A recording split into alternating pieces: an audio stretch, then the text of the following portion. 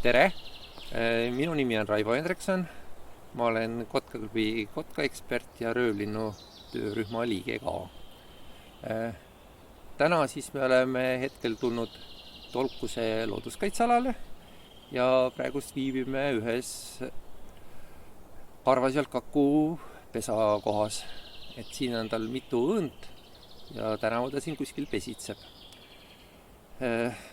See karvasjalkaku nimi on natuke ebatäpne, kuna Eestis kõik kakud on ikkagi karvaste jalgadega, et see täpsem oleks võib-olla teda nimetada ikkagi laanekakuks, mis on tema teine rahvapärane nimi, et see laanekakk iseloomustaks teda rohkem, et ta ongi meil tüüpiline laanemetsade elanik, ja kus me siis teda tänavu üldse nagu kohata võime, et ongi ikkagi kaitsealad, vääriselupaiga ilmelised metsad.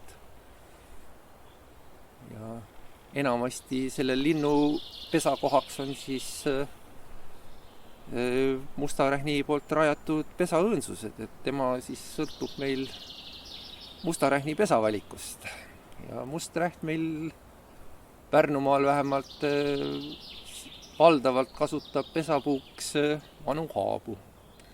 Et siin paljud puud nendest, kus need õõnsused asuvad, on küll oma eluea piiril, aga mingi aja nad ikkagi püsivad ja kasvavad veel ja siis sellele kakule koduks.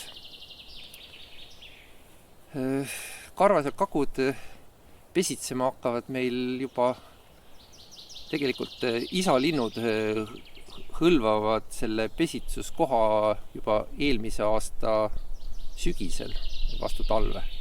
Ja siis kevadel veebruari lõpus hakkavad oma lauluga märku andma emalindudele, kes rändelt saabuvad, kus nad siis on ja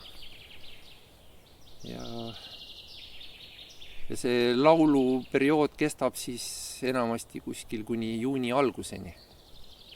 Tema on selline südaöine laulik, et päevasel ajal teda võib harva kuulda, aga nagu teised kakud, kes meil hakkavad ikkagi häälitsema peale päikeseloojangut, siis tema alles mitmeid tunde hiljem. Kuna karvasjalkakupesi leitakse meil äärmiselt vähe, siis neid teadmisi pesakondade suuruse ja arvu kohta ja pesitsusaja kohta meil nagu napib, aga viimase ajal teadmiste puhul ilmneb, et see poegade pesast lahkumine võib olla ka augusti esimestel päevadel. Et enamasti ta peaks jääma juunikuusse, aga on ka olnud mitmed pesad, mis on siis juuli teises pooles või augusti alguses lahkunud, et antud hetkel raierahu selle linnu pesitsusaega ei kataks täielikult. Laanekaku puhul siis pesitsuse rahu võiks olla 15. veebruarist 1. augustini. Ja nad ka teinekord koonduvad sellistesse headesse toitumiskohtadesse, kuna ta on leethiire spetsialist siis oma toitumiselt, siis ikkagi sellised metsad, kus neid leidub leethiirt, on talle elupaigaks.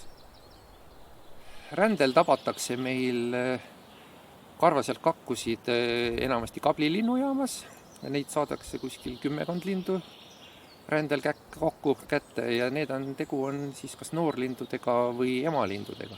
Et noored ja emased on need, kes siis meilt rändavad Euroopasse talvituma. Taasleiu infot on äärmiselt vähe, ainult üks Eesti rõngaga karvasjalkakk on tabatud Poolast läbi aegade. Aga Eestis on tabatud Soomes pesitsevaid linde, et ka need rändavad meilt läbi lõuna poole siis talveks.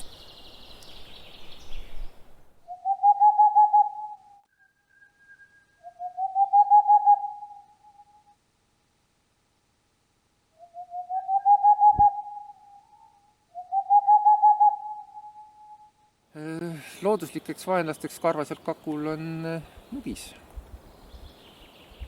Teinekord olen näinud ka samast õõnsusest, kus pesitseb karvasjalkakk väljumas ka musta rähni, mida nad seal tegid koos hilja.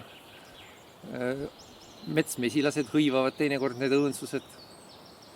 Ja siis looduslikest laenustest on veel inimene on siis, kes paneb käe metsa külge.